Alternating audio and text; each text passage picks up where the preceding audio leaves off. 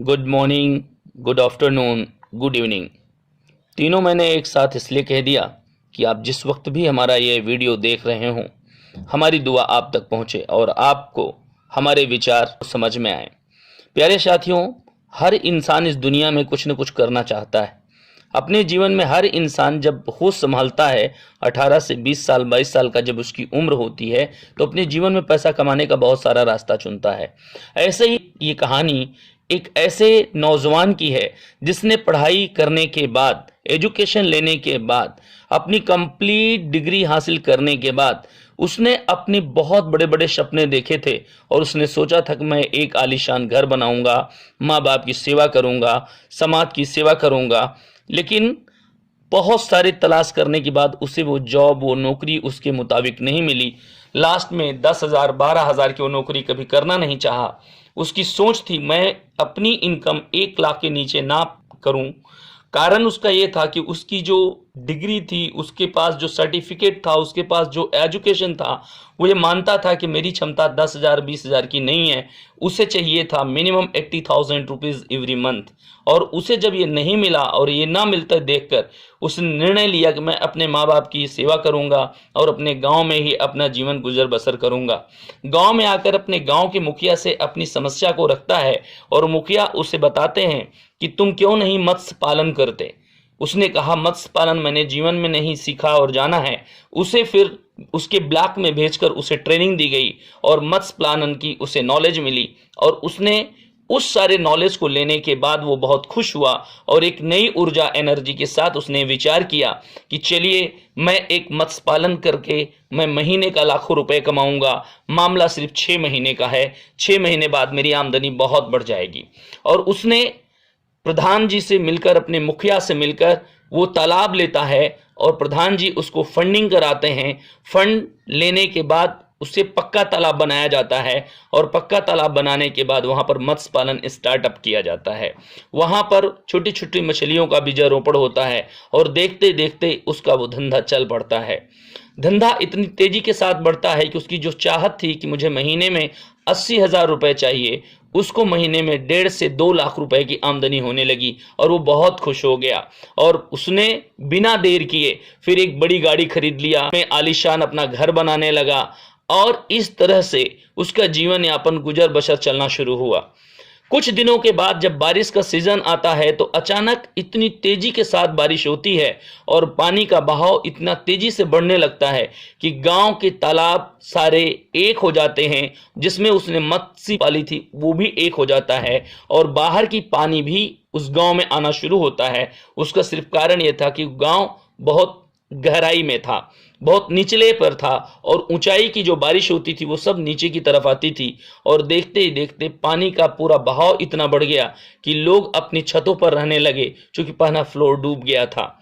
इस कंडीशन में उसकी तालाब में एक बड़ी मछली आती है और कुछ महीनों के बाद उसका धंधा बहुत चौपट हो जाता है। उसका कारण था कि मछली मार्केट में न दे पाने के कारण, पानी के ज्यादा बहाव हो जाने के कारण वो अपने जीवन को, अपनी आमदनी को बड़ा सीमित कर लिया और 2-4 महीने उसके बिजनेस को बहुत प्रभावित होना पड़ा। 4 से 6 महीने का बिजनेस प्रभावित होने के बाद पानी का बहाव जब कम हो जाता है, पानी स्थिर हो जाता है, सब कुछ सामान्य हो जाता है, तो अपने उस तालाब के पास जाता है जहां पे वो मत्स्य पालन किया रहता है। वहां क्या देखता है कि उसकी बहुत सारी मछलियां पानी के बहाव की वजह से बाहर जा चुकी थी। फिर वो धैर्य रखता है और फिर नया बीजारोपण करने के बाद उसमें बहुत सारी मछलियां फिर से पैदावार होना शुरू होती हैं। लेकिन इस बार क्या होता है कि उसका पैदावार बढ़ नहीं रहा था, बल्कि जो मछलियां डालता था वो भी पैदावार घटना शुरू हो रहा था। वो बड़ा आश्चर्यचकित था कि आखिर मेरे मत्स्य में जो मैंने पालन किया हुआ है, मेरी मछलियां सब जा कहाँ रही हैं। फिर पानी के अंदर जब वो जाकर देखता है तो वो ये देखता है कि उस तालाब में एक बड़ी मछली आ चुकी है और वो बड़ी मछली छोटी मछलियों को अपना आहार बना रही है, अपना भोजन बना रही है और छोटी छोटी मछलियों को निगलती जा रही है। और वो मछली बड़ी होती जा रही है, उसका आकार बड़ा होता जा रहा है और उसका बिजनेस चौपट होना शुरू हो गया। वो स्ट्रेस में आना शुरू हो गया। वो बीज लेके आता, फिर मछलियों, छोटी मछलियों को तालाबों में डालता और फिर उसकी जिंदगी वैसी की वैसी होती। ये समस्या लेकर वो मत्स्य पालन में गया जहां से उसने ट्रेनिंग ली थी, और वहां के लोगों ने उसे सजेशन दिया, क्योंकि वो मत्स्य से इतना लगाव कर चुका था कि वो बड़ी मछली को ना निकालना चाहता था, ना ही उसे मारना चाहता था। फिर वो कुछ ऐसा रास्ता चाहता था जिससे छोटी मछलियों को बचत कर सके। अचानक लास्ट में ये होता है कि वहां पर ये निर्णय होता है, क्योंकि ना तालाब में एक बड़ी मछली के बीचों बीच इधर छोटी मछलियों को किया जाए, और बड़ी मछली के बीच में हम एक शीशे का दीवार डाल देते हैं। और प्यारे साथियों, उस तालाब में निर्णय होने के बाद जिधर बड़ी मछली होती है, 1/3 तालाब में एक शीशे का ग्लास लगा दिया जाता है, और इधर छोटी मछलियों को कर दिया जाता है। जो छोटी मछलियां बड़ी मछलियों के पास से निकल कर नहीं आ पाती हैं, वो बड़ी मछली का शिकार बन जाती हैं। वो दीवार बनने के बाद होता क्या है, बड़ी मछली जब आहार खत्म हो गया तो छोटी मछलियों की तरफ अटैक करती थी, लेकिन जब वो आती थी तो शीशे के ग्लास से टकरा जाती थी, उस दीवार से टकरा जाती थी, और दीवार से टकराने के बाद वो पुनः वापस चली जाती थी। इस तरह से बड़ी मछली ने कई बार प्रयास किया, 1 बार, 2 बार, 3 बार, 4 बार, और बार बार प्रयास करने के बावजूद सिर्फ उसको चोट के अलावा कुछ भी नसीब नहीं होता था, एक भोजन भी नहीं मिलता था। बार बार असफल होने तथा कांच से टकराने, घायल होने के बाद भी जब उसे अपना भोजन नहीं मिला, कोशिश करती रही और मछली नसीब नहीं हुई तो कोशिश छोड़ दी। जब यह तय हो गया कि मछली को बहुत भूख लगी होगी, वहां पर लोग देखते रहे, और मछली कई बार देखी, दीवार से टकराई, वापस गई और टकराई, आई गई, आई गई, आई गई, और जब आई तब उसे चोट, जब आई तब उसे चोट। इस तरह से लास्ट में लोगों ने वाच करते करते ये देखा कि मछली तो मर जाएगी, और ये मत्स्य पालन जो मालिक था उसका, वो ऑनर नहीं चाहता था कि मछली भोजन की वजह से मर जाए, और अंततोगत्वा उसने डिसीजन लिया और उस तालाब से उस शीशे का दीवार हटा दिया। जब दीवार हट गया और ये डिसीजन था कि बड़ी मछली को भूख लगी होगी वरना वो मर जाएगी, होता क्या है साथियों कि जब यह तय हो गया कि मछली को बहुत भूख लगी होगी, छोटी मछलियों को टैंक में, उस तालाब के टैंक के अंदर चारों तरफ तैरने दिया जाता है। जब भूखी मछली, बड़ी मछली उन्हें आसानी से अपना आहार बना सकती थी।